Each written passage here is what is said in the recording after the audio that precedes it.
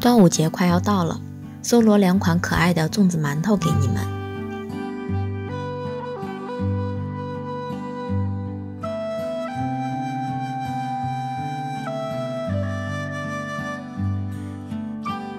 和面的过程我就不再赘述了，大家注意按比例和自己家面粉的吸水性和湿温来调整就好。机器慢速揉差不多10分钟左右，拿出来还要手揉2下收光。分成1大份和2小份。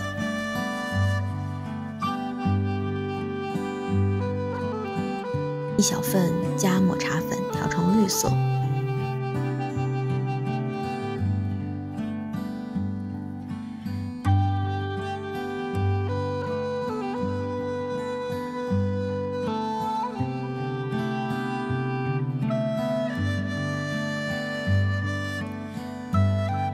另外1小份加入黑可可粉揉成黑色。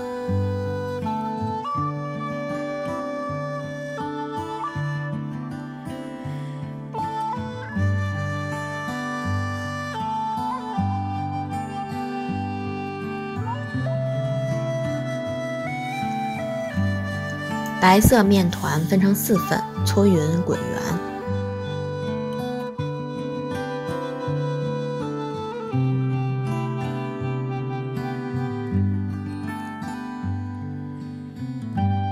注意暂时不用的面团一定要用保鲜膜或者保鲜袋密封好，防止表面变干结皮。塑形好的面团可以用碗盖上来保湿。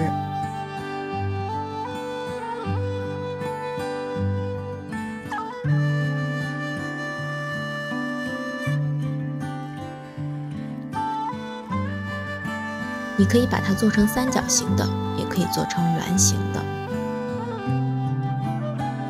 圆形的尽量搓高一些，因为一发酵它会变胖变矮。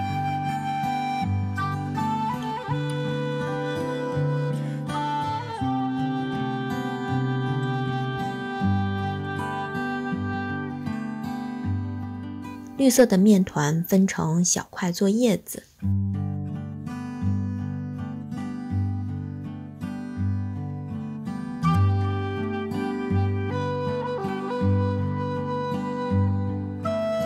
擀成叶子形的薄片后，用刮刀切出叶片的纹路。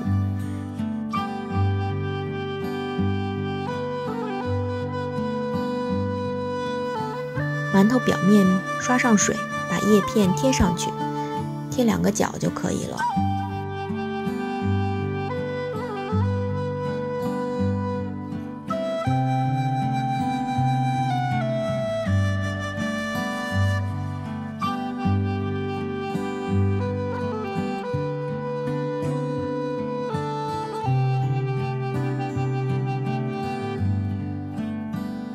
圆形的馒头也是同样，刷水分割叶片，围着肚子一周贴上去，像穿一层绿衣服一样。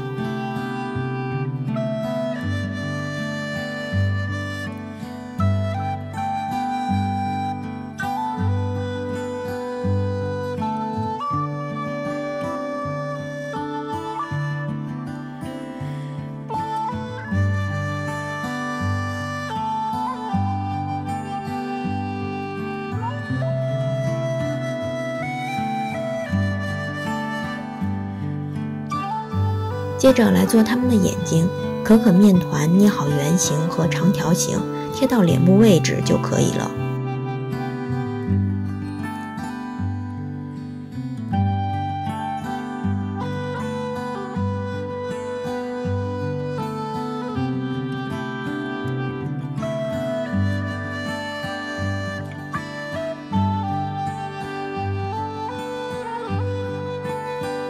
再用可可面团做一些细条，绑在叶子的外面，好像系在粽子外面的绳子。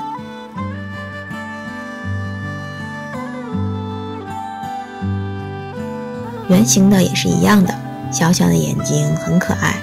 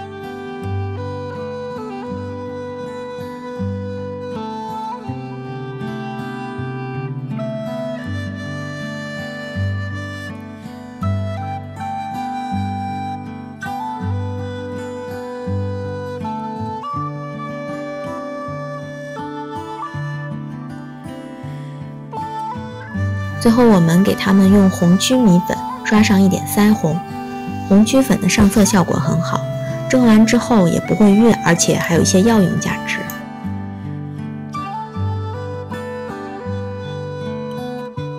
之前我介绍过用烤箱余温来发酵的方法，其实在烤箱里面放一杯100摄氏度的开水也是可以的，这些都是自制发酵箱的办法。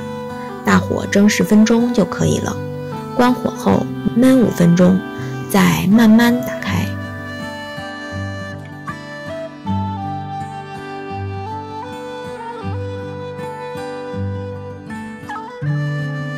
预祝端午节快乐！感谢大家的关注，有什么想看的就在下面留言吧。